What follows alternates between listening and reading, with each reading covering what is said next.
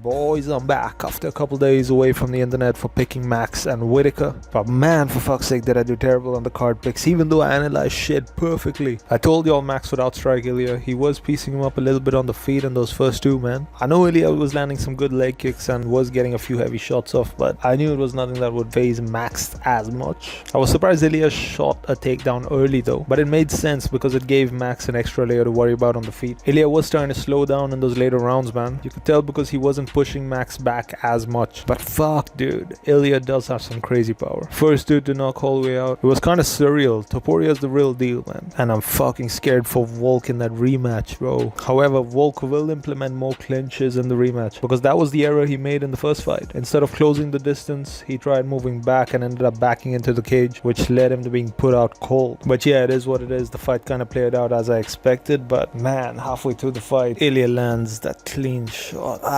Like, he's good, man. He's good. But then we move down to the co-main event. Fuck, I'm so fucking done with the sport, man. I've been waiting to see this fight for the past couple years, dog. The first round went as expected. Chimaev did what he does. Whittaker was doing alright defending. Even that rear naked choke attempt wasn't fucking in, man. But Whittaker was in a bit of an awkward angle and Chimaev kind of yanked the rear naked choke, which was more of a neck crank. It was on the mouth and it ended up breaking his bottom teeth, jaw bit or whatever, like it's called the mandilla or something, is it? Like it just pushed it into his mouth, man. Like that shit was gruesome as fuck, man. But dude, if Chimaev didn't manage to basically get lucky and get the perfect angle and snap his teeth, Whittaker would have made it to round 2 where everyone knows Khamzat struggles. And it would have just kept getting worse for him every minute that passed by. I believe Rob would have finished him, matter of fact. Obviously this shit isn't trained for. Chimaev's probably never seen an injury like that before. It was kind of just a fluke injury, man. Kind of like when a leg breaks on a check or something. Obviously Chimaev gets credit for that, but fuck, I feel like we missed out on a great fight because of that bullshit, man. And yeah, I said it was a fluke. He had the exact same choke on Usman and Burns and they were fine, man. You can slide out of that shit. And out of everyone, Whittaker, you're saying he wouldn't be able to? He would have slid out that in a few seconds. It was just unfortunate, man. He caught him at a very weird position on the mouth, I guess. But I really believe Rob would have won that if it wasn't for a freak injury like that. Fuck, man. I know some of y'all will say I'm coping or whatever, but I don't give a fuck. Next was Rakic versus Ankalaev. I had picked Rakic because I didn't know his cardio was low-key trash. All I really had that I could work from was his recent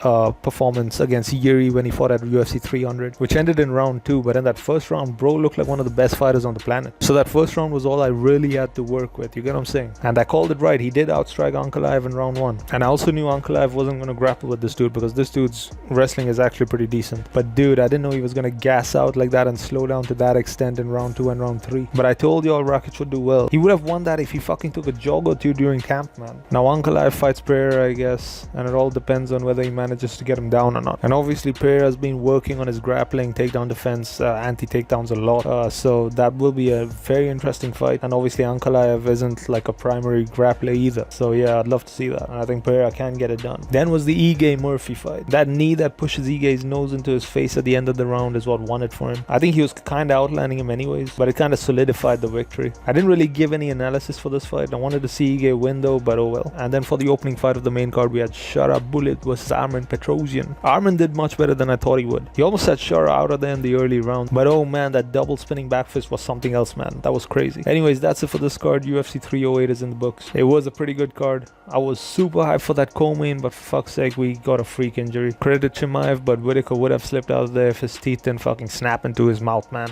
I'm so fucking salty about this. This fight had so much potential, and it could have been one of the fights of the year. It would have been an insane fight, dude. I'm so pissed. But credit goes to Chimaev, you know. Round 1, Chimaev is pound for pound the unmatched best in UFC history. Whittaker ended up being the only dude in the red corner on this card to lose. I'm telling y'all, he was supposed to win this one, man. Also RDA, dude. He had a nasty injury on his 40th birthday. That was pretty sad. Fuck this sport, dude. I don't want to watch it for a bit. I'm sick of it. But that being said, see y'all tomorrow, man. Peace.